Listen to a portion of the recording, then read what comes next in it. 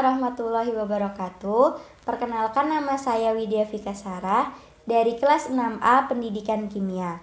Dalam video ini, saya akan menjelaskan salah satu materi yang ada pada mata kuliah penentuan struktur molekul, yaitu C13NMR. Sebelumnya, saya akan mengingatkan kembali tentang prinsip dari spektroskopi NMR. Nah, jadi prinsip dari spektroskopi NMR ini adalah penyerapan gelombang radio inti-inti tertentu dalam molekul organik. Nah, apabila molekul tersebut berada dalam medan magnet yang...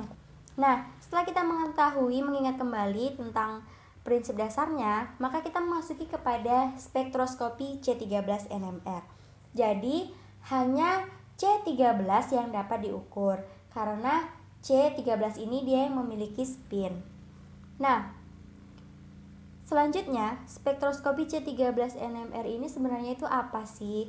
Jadi, spektroskopi resonansi magnetik inti karbon C13 NMR adalah suatu teknik yang dapat digunakan untuk menentukan susunan ataupun jumlah atom karbon di dalam suatu molekul organik, hasil isolasi atau hasil transformasi dan sintesis. Nah, setelah mengetahui apa itu dari spektroskopi C13 NMR, baru kita bisa memasuki kepada pembahasannya yang lainnya, yaitu yang kita akan ketahui adalah karakteristik dari C13 NMR itu sendiri. Nah, untuk atom C, hanya C13 yang memiliki spin, sehingga hanya atom inilah yang dapat diukur.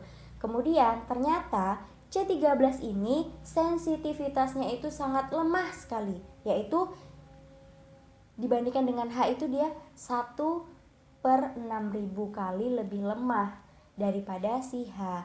Namun hal tersebut dapat diatasi dengan FTNMR.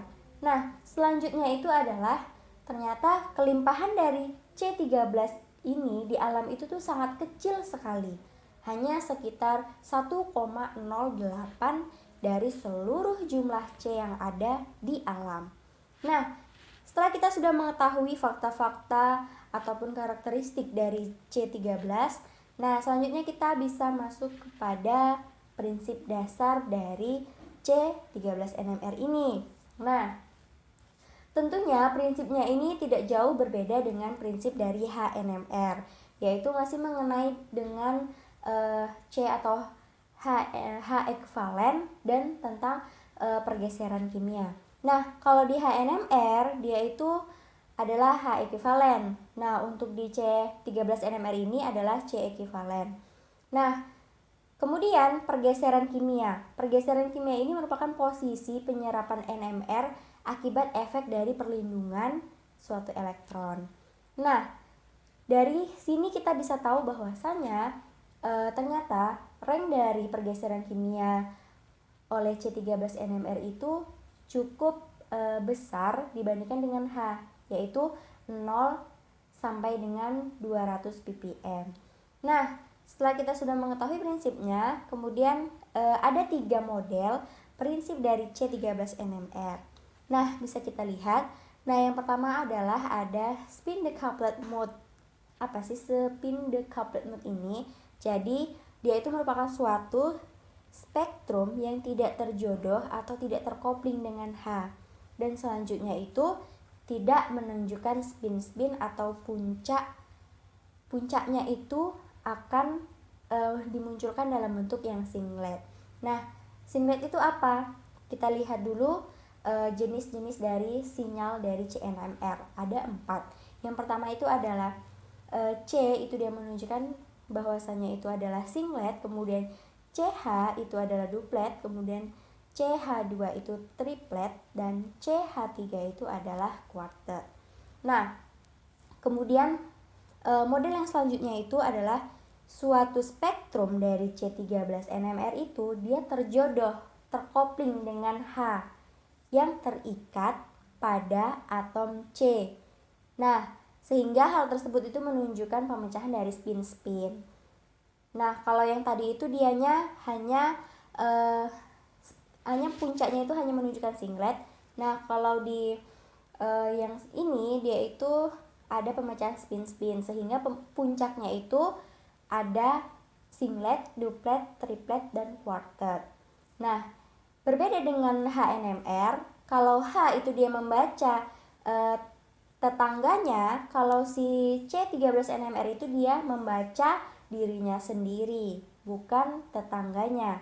Maka di sini berlakulah N ditambah dengan 1.